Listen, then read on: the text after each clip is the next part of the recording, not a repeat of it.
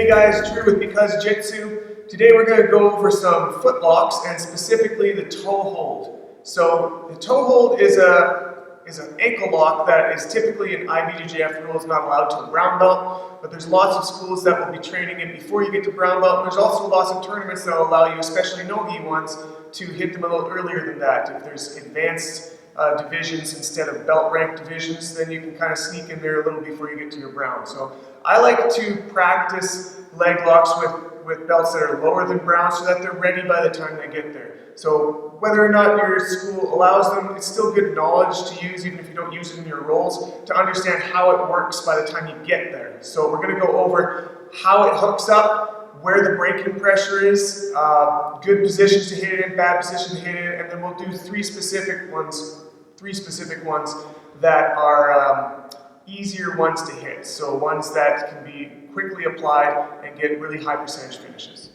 So just to start with, we're going to go over what the toe hold looks like. It's going to be a figure 4 lock, similar to a Kimura grip, but on a foot. So I'm going to be reaching for the toes with my inside arm here if I'm looking towards his foot.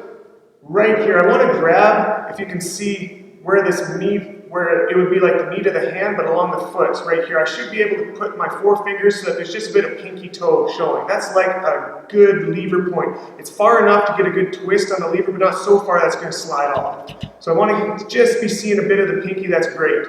This other hand is going to underhook that leg so that I attach to my wrist in that figure 4 double wrist lock position, and I have a lever to pull against this way, which pulls against his shin and then his toes in that direction. It's basically forcing a sprained ankle is what it's doing. It's going to wreck all this stuff up in the side of his foot.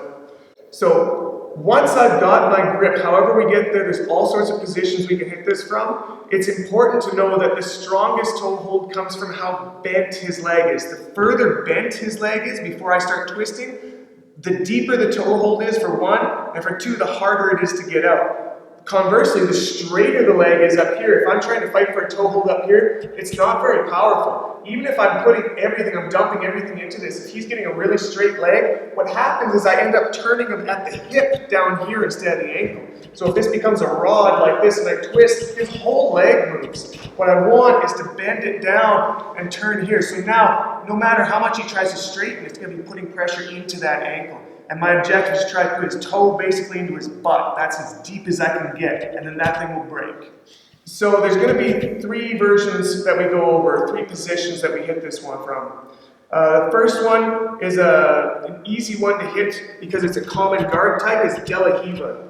Don't worry about this foot down here. This is where most of their control is, but really our target for the toe hold should be this one right here. Because there's one thing about a toe hold that if you can have their opposite leg isolated when you go for the foot that you're attacking, it's going to make it easier to hit. So I'm going to just overhook right here, tight down here. I don't want to grab the toes first, that's a giveaway, that's a telegraph. He's going to know that I'm funking around with something down here. I'm going to overhook and now he can't get it back. Now I grab the toes, lean it towards the butt, and then rock in for the tap.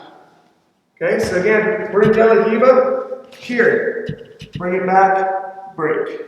So another common position, when we get to side control here, it's very common for someone to throw this near leg up over their shin to stop us from taking mount. So another easy way to hit a toe hold from this is going to be, first of all, we look back to see if that's there. Great, it's there, I'm going to use it. I'm going to reach over right here, come up here, and then come my top knee to the belly. So that again, I can bring it down close and then rock for the break. Right. Another common position to hit this from would be half guard. And I'm going to be attacking the top leg on this, so I'm going to need to reverse my half guard from where I'm trying to pin his shoulders to bringing my arm over to cover the hips and switching my own hips here. I'm going to grab the toes first this time, and then underneath right here. If he's locked up, which oftentimes they will be, grabbing the toes allows me to pull them apart and then come here. Now here's the thing. You can finish it from this position, but you'll notice when you try to lever this way, your arm kind of bottoms out on their leg up here. You can only get so much twist, and I don't like that. So how I like to do it is I'm going to bring my knee that's on the ground, my bottom knee, over top of his hips this way, like this. Now I can bury that into his butt, and I'm going to get a much tighter lock. So I hope that was a good introduction on toe holds. If they're new to you, they're one of my favorite foot locks, and I like to play legs a lot, and I prefer a toe hold to almost any other lock because it's a very, very tight position. You can find in all sorts of very common positions too. You don't have to get into specialized positions to hit it, and it's a game ender. This one works very well. It doesn't matter if somebody doesn't want to tap, that ankle will pop. So enjoy this, practice it at the gym, and make sure to drop some comments if you like what you see, subscribe. We'll see you on the next one.